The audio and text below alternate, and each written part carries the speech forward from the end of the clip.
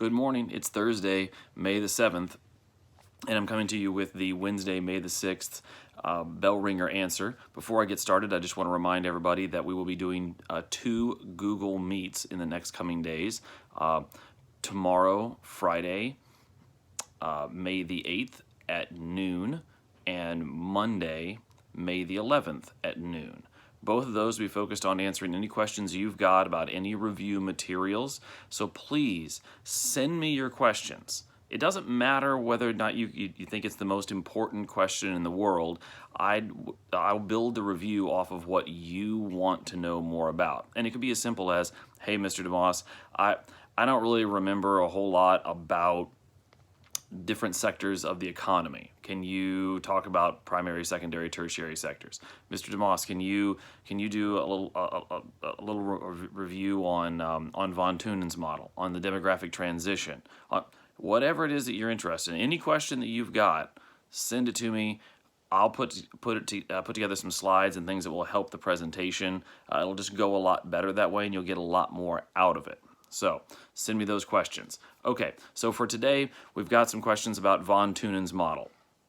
It's important to remember that von Thunen's model deals with rent and transportation. Okay? And in von Thunen's era, you did not have the internal combustion engine and you did not have refrigeration. So production was local production.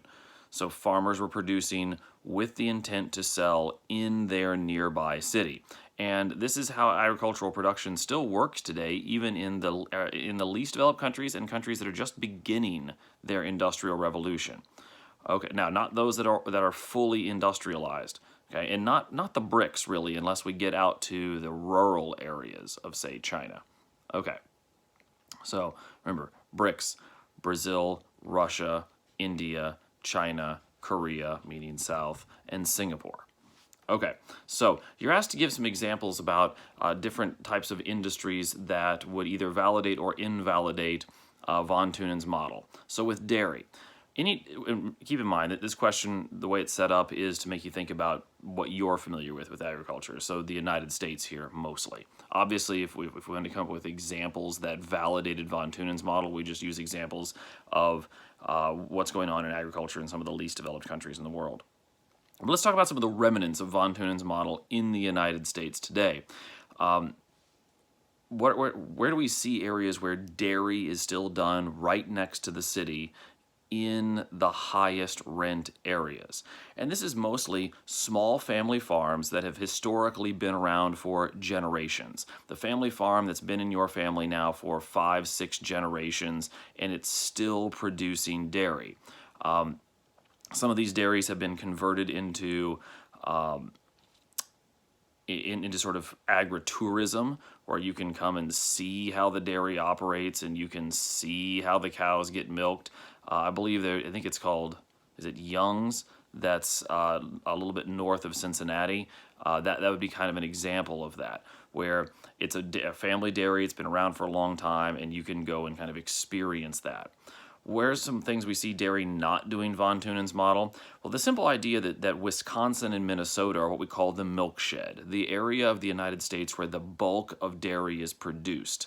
That invalidates von Thunen, because now we're talking about regional production where the land meets certain criteria, usually being cheap, feed is available, meaning soybeans and corn, and refrigeration and internal combustion engine, semi and train transportation allow you to produce the milk in an area that's nowhere near where it's going to be consumed.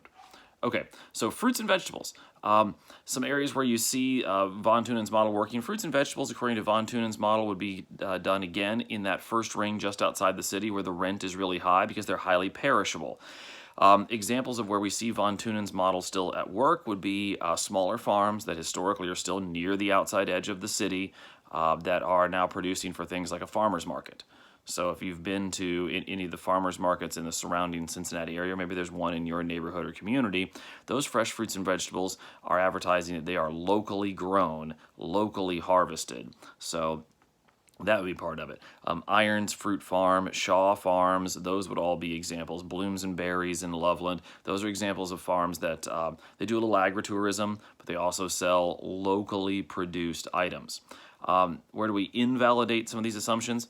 Any of the truck farms that you can think of. Any place out there where somebody is growing oranges, peaches, whatever, with the intent to sell to a larger distributor like Kroger or, I'm blanking out now, the Castellini brothers that own the Reds. They own Castellini brothers fruit and vegetable distributors. So that if you're selling to them, if you're growing a product that doesn't grow in Ohio, but intending to sell it to Ohio customers, that's an invalidation of the assumptions of von Thunen's model.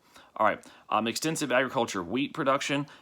This would be done in the areas that are the farthest away from the city, where the land is the absolute cheapest. We see this around the city of Cincinnati when you get way out into quote unquote the country. And you see a lot of soybean fields, you see a lot of corn fields. That's out the farthest away. And that's still being done in those areas outside the city where it historically has been done, just because the land is still really cheap in those areas around Cincinnati. That's not necessarily the case everywhere. Where do we invalidate some of the assumptions? The idea that the United States has regional production now, where we have the Corn Belt, where we have the soybean areas, where we have the bread basket, say the Great Plains area that grows most of the wheat, which is used for bread. Those regional type productions, those would invalidate the idea of local production for von Thunen. Meat and poultry production, where do we see it going on locally? Anytime you see a meat processing facility in your immediate area, say someplace that advertises that it has Amish meat, that would be locally grown, locally sourced.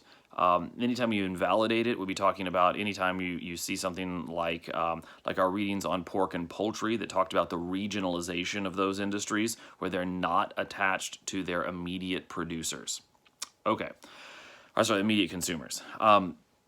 So hopefully that clears that up for you. Again, send me your questions. And just as a warning, I guess, we're doing the Google Meet with all of my classes, so it will not just be my first Bell class. That's okay. Send me your questions. Everybody's had the same content by now. All right. Have a good Thursday. Stay safe.